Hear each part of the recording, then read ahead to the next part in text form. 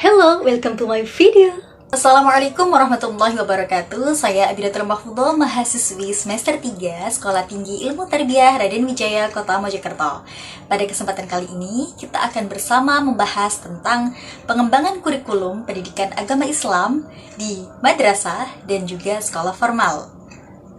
Baik teman-teman, pada kesempatan kali ini kita akan membahas 3 pokok penting, yakni yang pertama tentang pengertian pengembangan kurikulum, dan yang kedua adalah tentang materi-materi pengembangan kurikulum di madrasah dan juga sekolah formal, dan yang ketiga tentang tahapan-tahapan pengembangan kurikulum di madrasah dan juga sekolah formal. Jadi, untuk pembahasan pertama yang akan kita bahas adalah tentang pengertian pengembangan kurikulum. Jadi, teman-teman, apakah kalian tahu apa sih pengertian dari pengembangan kurikulum itu? Mari kita simak bersama. Pengertian dari pengembangan kurikulum pendidikan agama Islam dapat diartikan sebagai kegiatan menghasilkan kurikulum PAI, proses yang mengkaitkan satu komponen dengan komponen lain untuk menghasilkan kurikulum pendidikan agama Islam yang lebih baik, dan perencanaan kesempatan belajar yang ditujukan untuk membawa siswa ke arah perubahan-perubahan yang diinginkan atau yang diharapkan, dan menilai perubahan-perubahan itu telah terjadi pada diri siswa.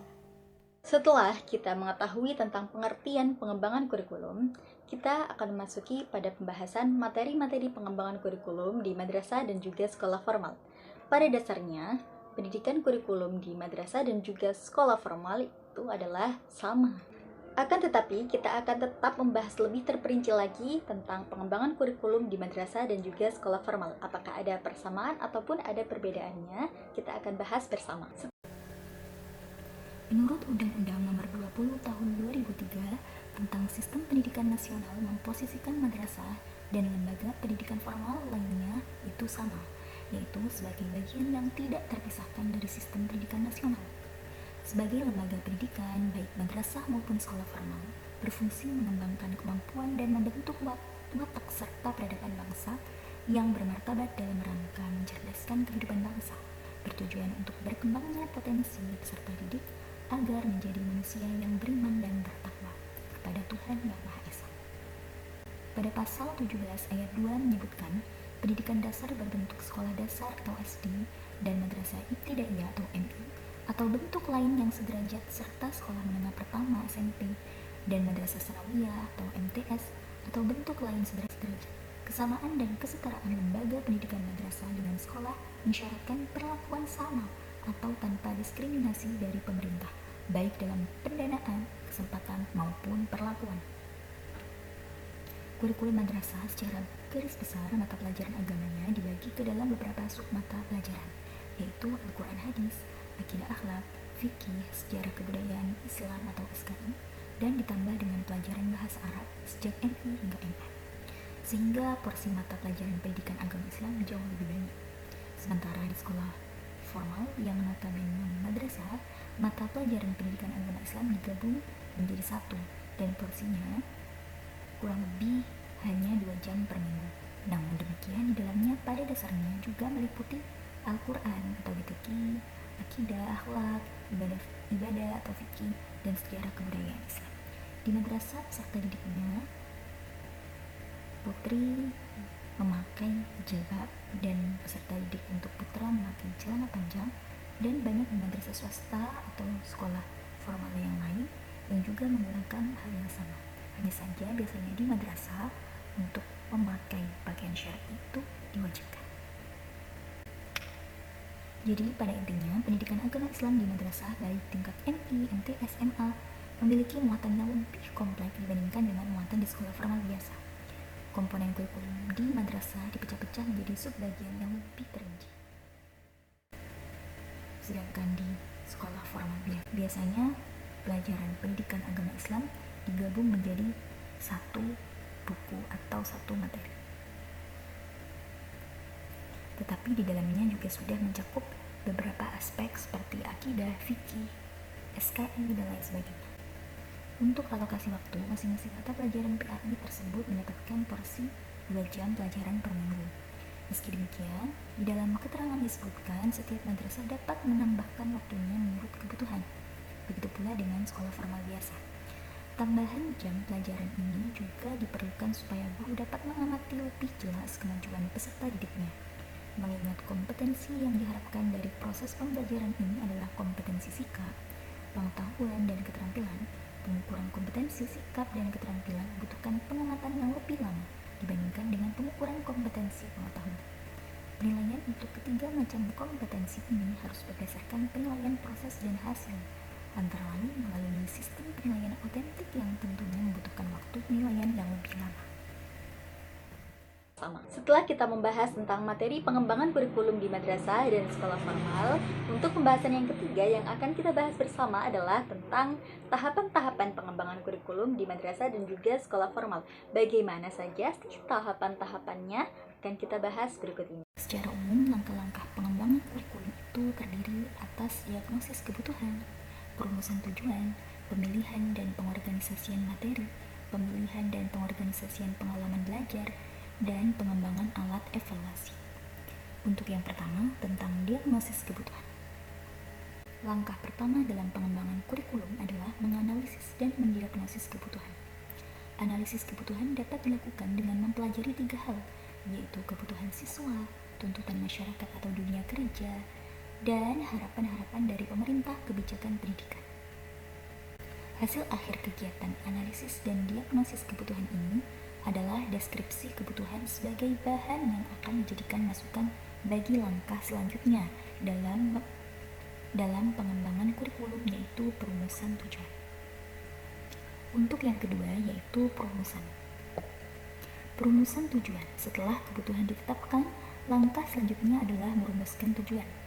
Tujuan-tujuan dalam kurikulum mulai dari tujuan yang paling umum sampai pada tujuan-tujuan yang lebih khusus dan operasional.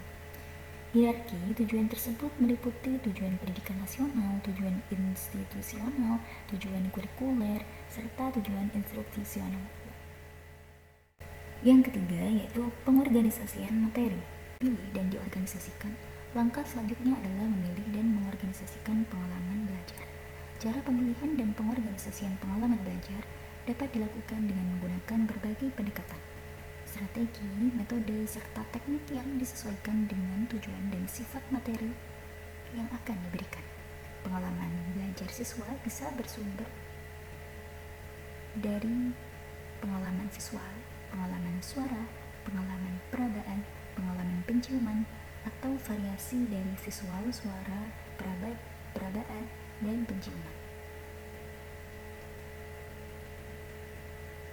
Semua pengalaman belajar tersebut dapat diorganisasikan sedemikian rupa dengan mempertimbangkan berbagai hal seperti siswa, guru, bahan, tujuan, waktu, sumber, fasilitas, dan masyarakat. Pengalaman belajar yang dipilih harus mencakup berbagai kegiatan mental, fisik yang menarik minat siswa sesuai dengan tingkat perkembangannya dan merangsang siswa untuk belajar lebih aktif dan kreatif. Selanjutnya yaitu penggunaan alat evaluasi. Pengembangan alat evaluasi dimaksudkan untuk menelaah kembali apakah kegiatan yang telah dilakukan itu sesuai dengan tujuan yang telah ditetapkan. Langkah selanjutnya adalah memutuskan dan menetapkan bahwa kurikulum itu diberlakukan dan dilaksanakan. Ada orang yang beranggapan bahwa penilaian sama artinya dengan pengukuran, tes, atau pemberian nilai. Ketiganya memang merupakan bagian dari proses penilaian. Penilaian pada dasarnya merupakan suatu proses pembuatan pertimbangan terhadap suatu hal. Pertimbangan adalah taksiran atau estimasi dari kondisi yang ada sekarang, atau merupakan prediksi penampilan di masa yang akan datang. Sedangkan pengambilan keputusan adalah suatu pilihan tindakan yang didasarkan pada informasi yang diperoleh dan pertimbangan berdasarkan kriteria yang telah ditetapkan. Evaluasi kurikulum dapat dilakukan terhadap komponen-komponen kurikulum itu sendiri, evaluasi terhadap implementasi kurikulum, dan evaluasi terhadap hasil yang dicapai oleh siswa. Baik teman-teman, kita telah mempelajari 3 pembahasan penting, yakni yang pertama tentang pengertian pengembangan kurikulum, dan yang kedua tentang materi pengembangan kurikulum di madrasah dan juga sekolah formal, dan yang ketiga tentang tahapan pengembangan kurikulum di madrasah dan juga sekolah formal. Nah, jadi yang dapat kita simpulkan dari pembahasan kita pada kesempatan kali ini adalah Yang pertama tentang pengertian pengembangan kurikulum, yakni pengembangan kurikulum pendidikan agama Islam dapat diartikan sebagai kegiatan menghasilkan kurikulum PAI atau proses yang mengkaitkan satu komponen dengan komponen lain untuk menghasilkan kurikulum pendidikan agama Islam yang lebih baik. Dan perencanaan kesempatan-kesempatan belajar yang ditujukan untuk membawa siswa ke arah perubahan-perubahan yang diharapkan dan menilai perubahan-perubahan tersebut telah terjadi pada diri siswa.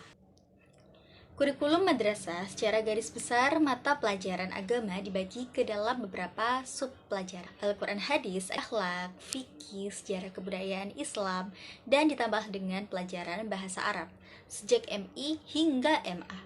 Sehingga porsi mata pelajaran pendidikan agama Islam lebih banyak. Sementara di sekolah yang notabene non-madrasah, mata pelajaran pendidikan agama Islam hanya ada 1, dan porsinya hanya 2 jam per minggu. Namun demikian, di dalamnya pada dasarnya juga meliputi Al-Quran, BTQ atau BTQ, akidah, ibadah, dan sejarah kebudayaan Islam. Di madrasah, peserta didiknya putri menggunakan jilbab, dan peserta didik putra memakai celana panjang, dan banyak di madrasah swasta yang menggunakan peci. Untuk kesimpulan yang ketiga, yaitu tentang langkah-langkah pengembangan kurikulum, terdiri atas diagnosis kebutuhan, perumusan tujuan, pemilihan dan pengorganisasian materi, pemilihan dan pengorganisasian pengalaman belajar, serta pengembangan alat evaluasi. Burung dara, burung cendrawasih, cari dulu di Papua. Cukup sekian, terima kasih. Semoga bermanfaat untuk semua. Assalamualaikum warahmatullahi wabarakatuh. Thanks for watching.